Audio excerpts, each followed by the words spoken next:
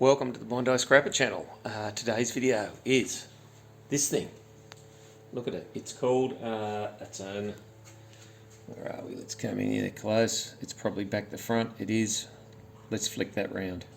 It's an airflow portable air conditioner. 15,000 British thermal units. I still don't know what that means. Some type of rating of cooling capacity, I assume. As you can see, it's a heavy little devil, 32.5 kilos, and it felt like every bit of that when I lifted it up into the car. It was sitting on the side of the road. Someone was throwing it out from a block of apartments for some reason.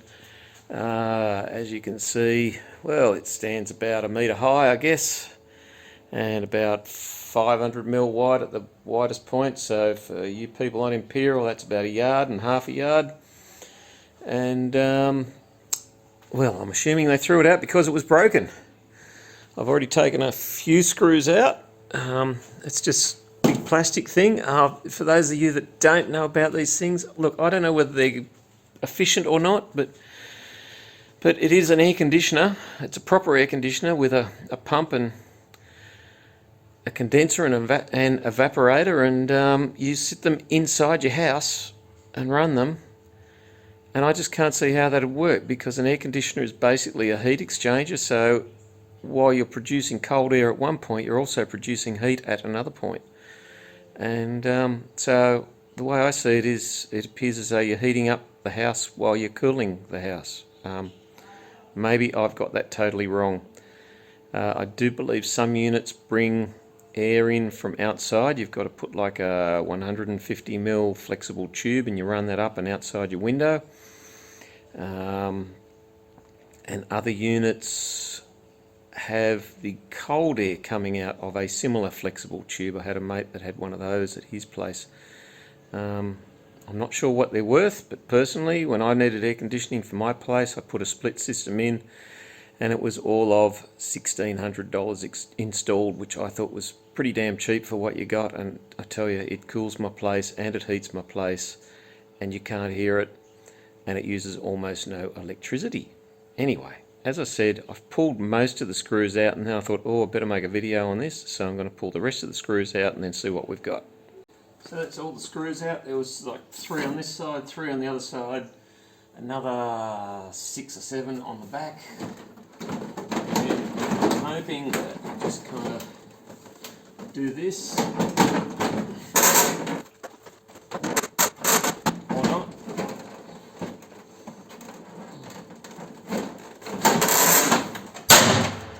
Aha. 2 on the bottom. Look at that.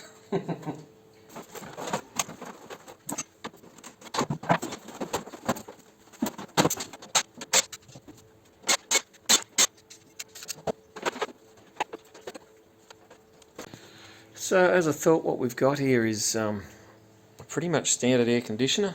There's the compressor down there. There is, and as you know, I always get this wrong, that's either the evaporator or the condenser, and then up above is the pigeon pair of it, or the opposite half of it, which is either the evaporator or the condenser. I can never remember, which is why I don't fix air conditioners.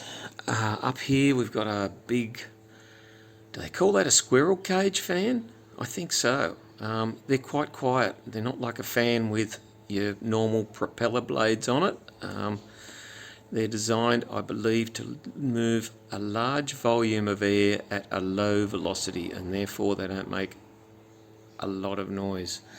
And then the other thing, I'm assuming somewhere either above that or below it will be an electric motor, and I don't think there's too much else to it, so I'm going to have just a bit of a poke around and then go from there. So there's a little circuit board in there, a little distribution board, and we've got some things that we want and things that we don't want. There's a capacitor there, we don't want that. There's a little transformer just there, we do want that, and I would guess those there are all little, I'd call them relays, and probably that big fella just there is a relay. and that's going to be about, and a little copper aluminium heat sink just there, we'll grab that. And whatever wiring we can find, which so far I've got a little bit down there, and there's a bit more to come up here, but I've just been kind of snipping away and it's not very interesting, so I haven't bothered to video it. So I've removed screws from here and there, and all that appears to happen is you pull this plastic bit back, and then that allows this foam to come up, and I'd already pulled the 2 screws out of the evaporator condenser, let's call it a heat exchanger, and that just kind of pops right out, so that's good. That needs to all be cleaned up if you want to get best value for it, which means chopping off all these loops, getting rid of the steel part here. I mean, you can put it in and they'll give you copper aluminium irony radiator money for it, but I prefer to clean it up. Maybe I'm not very smart. Obviously this bit of foam comes off somehow. Maybe if we just kick it like that, that'll do it. Oh, there you go. As always, a couple of screws up the top, but of course, you know, I didn't see them. Anyway, what else we got to do here? What else we got to do? Oh, there's the motor in there. I dare say up here, yep, if you have a look, there's a little screw there to a bolt. Undo that bolt there. That'll pull that little boss off there. The fan should come off with that. There's a little electric motor there. That one must have been powering the louvers there, making them either go up and down or side to side. And then we'll see what happens from there on in. I wonder how that fits in there. That kind of slots in there. I'll just do a bit of plastic braking and that'll soon come out. Back to you soon. So I'm all done with that indoor air conditioner, and it's not too bad a haul on that one. You know, as usual, all the cleaning up and really micro scrapping it takes a bit of time, but that's okay. And it wasn't too hard. Got into it with the trusty garden shears, and that cut through the copper, which was very, very thin. What we had left is the 2 copper aluminium radiators, and we had a bit of low-grade insulated copper wire, not a great deal. We had, get him into shot, there we go, had an electric motor and another little electric motor. We've got a few little odds and sods that I haven't stripped down yet, but there's only a few cents there anyway, and you could probably throw things like this little relay in with transformers and get away with it, or electric motors, one or the other. Probably transformers. There's all our little snippets of, let's call it number 2 copper. That's burnt and painted and soldered copper. And here's our number 1 copper, and that's all clean. Can be slightly green, which is why this dirty looking devil's in there. Maybe, just maybe, I might have to throw that in with the other stuff, I don't know, but I think that'll be okay. I think I'll get away with that one. Yeah, and what's the end result? What did we save from landfill? Well, we saved plenty from landfill, that's pretty obvious. And, you know, was there any return on it? And, look, it wasn't too bad. It wasn't a good video because there wasn't a lot to show in terms of pulling apart, and, you know, the cleanup's a bit boring to watch, I think. But anyway, low-grade insulated copper wire, there was 0.28 of a kilogram. What's that? That's about half a pound, I guess. And it's $4 Aussie a kilo at the moment, or just under, maybe $3.95. So that gave us $1.12 Australian. The electric motors, those 2 little motors came in at 2.5 kilos. They're a nice $1 a kilo at the moment. So $2.50 for those.